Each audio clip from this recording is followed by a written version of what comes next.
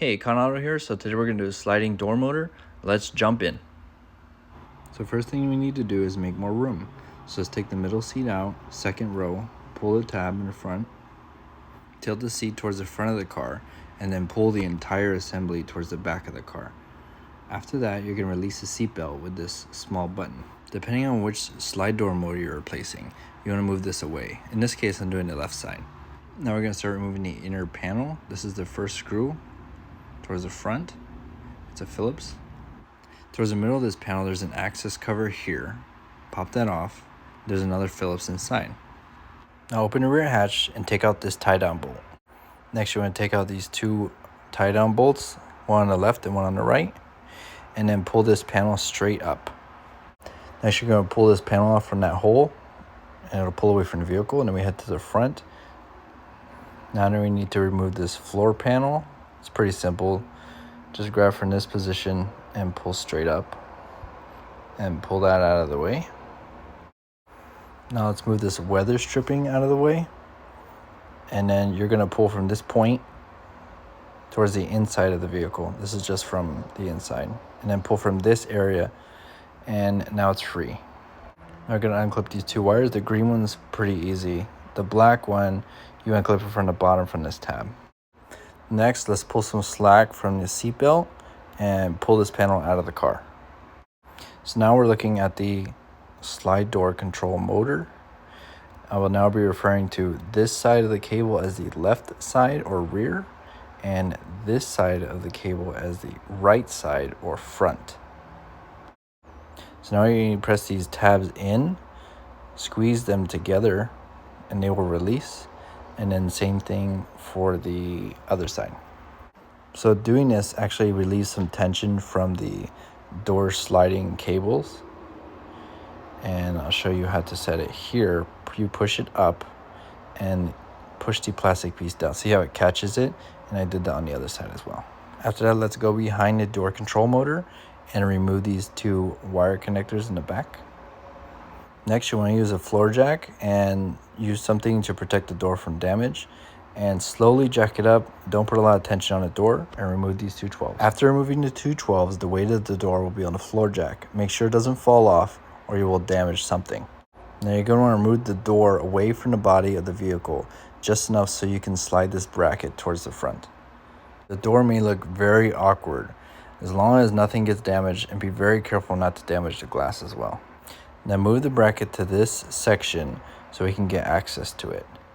This is the second hardest part of this entire repair. So tilt the bracket up and it will come out of the channel, and you'll be able to remove the two cables.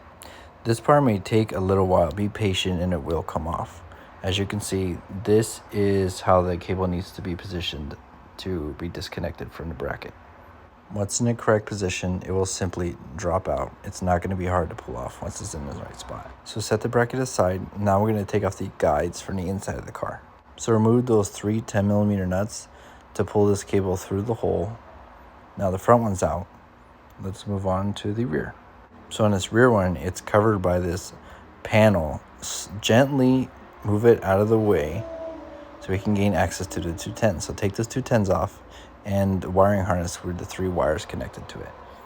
Now let's remove the cable guide in the rear and pull the cable through the hole until you have the other end out. Now let's remove the slide door control motor. Take out this 10mm on the bottom here, one on the right here, and one on the left here. Now we need to remove these front two cable guide brackets, and then we'll remove the door control motor out the back. Now remove the entire old closer motor from the vehicle. So this is a new cable motor as it comes out of the box. As you can see, the white clips for the cable are still in place. Don't touch them until we get to that step. Cable guide routing is incredibly crucial to ensure the door operates correctly. Now let's install the motor to its spot. These two brackets will go into these holes here, so it can hold it up while you put the screws in. Now that we have the holes lined up, let's move on to routing the cable where it needs to go. Don't worry about putting the bolts in yet. So feed all the slack from the front cable through the hole, and then install the guide onto the studs and go ahead and put the nuts on. Notice how I still have these white clips set. Leave them like that. We haven't gotten to that step yet. Now we're going to route this cable underneath the wiring harness up to the hole. Now feed the cable to the right side of this hole and it will appear on the outside of the vehicle. Now pull the cable to the spot where we removed the bracket so we can reinstall. Put the two 10s back on the rear cable guide, and now we're going to install the sliding door bracket. It should be oriented in this position. I kept having trouble with the cable falling away from me, so I just put in that notch. So install the bracket just the way it came out. This is the hardest part of the repair. Be patient and it will go in. You shouldn't need any tools and it shouldn't be too difficult where you have to force it. After you get the bracket back in and installed, you can release these white clips. All you have to do is unclip them and push them. Oh wait, I forgot to tighten it. Make sure you tighten up those 3 10s before undoing the clips. After those clips click back into place, pull the bracket towards the back of the car so we can reinstall it to the door. How I installed it is I took the floor jack off and lined the bracket back up to the car. If you have a buddy, this will be a lot easier. So keep that in mind while doing this repair. Once you get those 2 bolts started, tighten it down and the door will be at the proper distance away from the vehicle. Make sure not to scratch the paint or damage the glass during this process.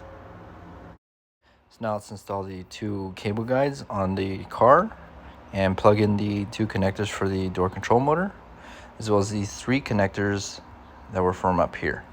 So after installing those connectors, let's go ahead and initialize the door by closing it manually and opening it manually. And then pull the door handle and make sure that the door closes perfectly and that there are no noises, that doesn't get caught somewhere. And then we can move on to reinstalling all the cover panels. So keep checking the operation of the door closing and opening.